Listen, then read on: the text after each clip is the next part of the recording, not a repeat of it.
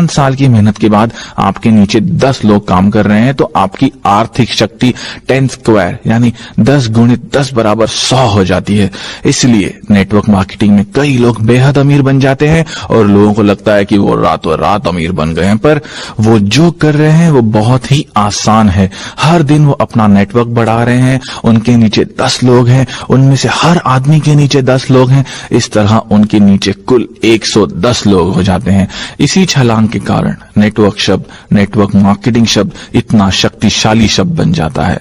ऐसा इसलिए होता है क्योंकि ये मेटकॉफ के नियम का पालन करता है। हर नए आदमी को जोड़ने से आपकी आर्थिक शक्ति लीनियर नहीं बल्कि क्वांटम तरीके से बढ़ती है और इसलिए नेटवर्क का मूल्य भी तेजी से बढ़ता है।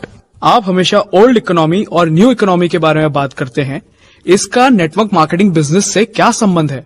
पुरानी इकोनॉमी या अर्थव्यवस्था यानी औद्योगिक युग में गोल्डन रूल था, कड़ी मेहनत करो।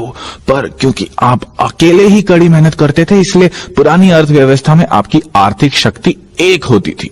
नई अर्थव्यवस्था में आप नेटवर्क के माध्यम से मेहनत करते हैं इसलिए आपकी आर्थिक शक्ति कई गुना बढ़ जाती है। आज के इंफॉर्मेशन एज में अमीर बनना ज्यादा आसान है। उदाहरण के तौर पर हेनरी फोर्ड दुनिया के सबसे अमीर आदमी बन गए थे, पर इसके लिए उन्हें काफी पैसा लगाना पड़ा था। बहुत से स्मार्ट लोगों की मदद लेनी पड़ी थी और फैक्ट्रियां लगानी पड़ी थी। और आप जानते हैं कि बिजनेस में कितनी तरह की चीजों की जरूरत होती है। नई अर्थव्यवस्था में या नेटवर्क मार्केटिंग बिजनेस में आप कम पैसे लगाकर ज्यादा कमा सकते हैं।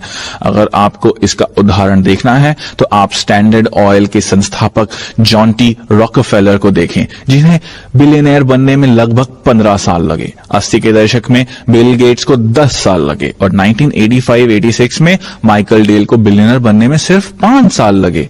जो लोग नौकरी ढूंढते हैं उनके पास कोई लिवरेज नहीं होता क्योंकि वो उसी पुरानी अर्थव्यवस्था के विचार में फंसे रहते हैं, कड़ी मेहनत करो। नई अर्थव्यवस्था के लोग यानी वो लोग जो नेटवर्क की शक्ति को समझते हैं और नेटवर्क से जुड़ते हैं, वो लोग ज्यादा तेजी से अमीर बन सकते हैं और आर्थिक रूप से ज्यादा आजाद हो सकते हैं। ये नई अर्थव्यवस्था की शक्ति है। हम नई अर्थव्यवस्था में रह रहे हैं, हम एक नए यथार्थ में रह रहे हैं, पर फिर भी डर के कारण कुछ लोग आज भी औद्योगिक युग के विचारों में फंसे हुए हैं। जब कंप्यूटर आए तो नेटवर्क मार्केटिंग का महत्व और बढ़ गया। दूसरे शब्दों में ज्यादा से ज्यादा लोग नेटवर्क से जुड़ सके।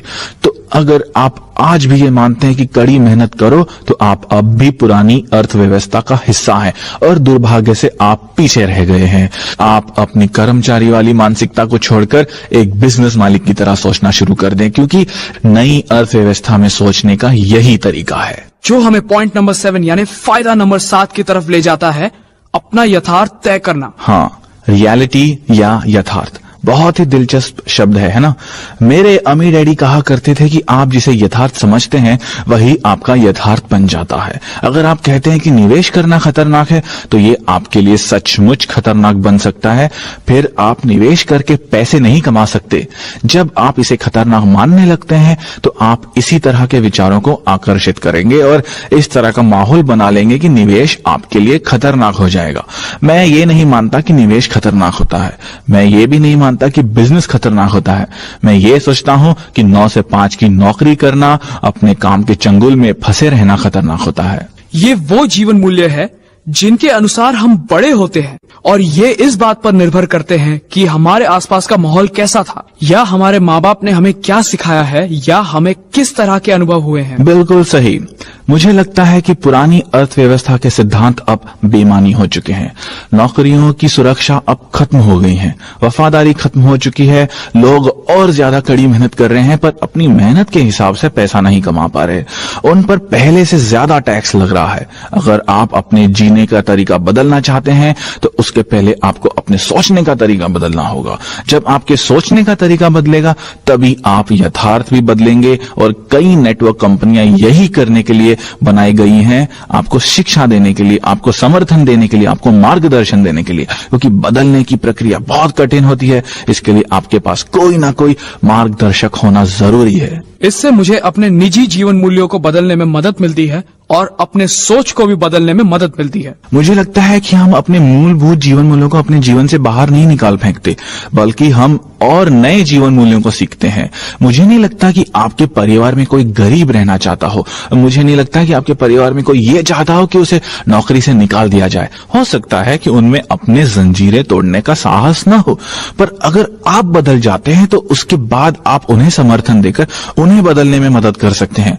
काम की सुरक्षा या नौकरी की गारंटी को जकड़े रहना खतरनाक है। सरकार या कंपनी आपके बुढ़ापे का ख्याल रखेंगी, ये सोचना भी बेवकूफी है।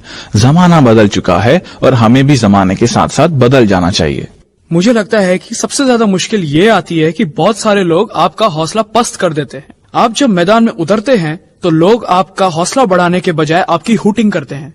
इसका कारण यह है कि आप में लीडरशिप क्वालिटीज नहीं है। यही लीडरशिप की कला का लाभ है कि ये आपको कठिन परिस्थितियों में भी मुश्किलें झेलने की हिम्मत देती है। यही आपका पॉइंट नंबर 8 यानी फायदा नंबर 8 है।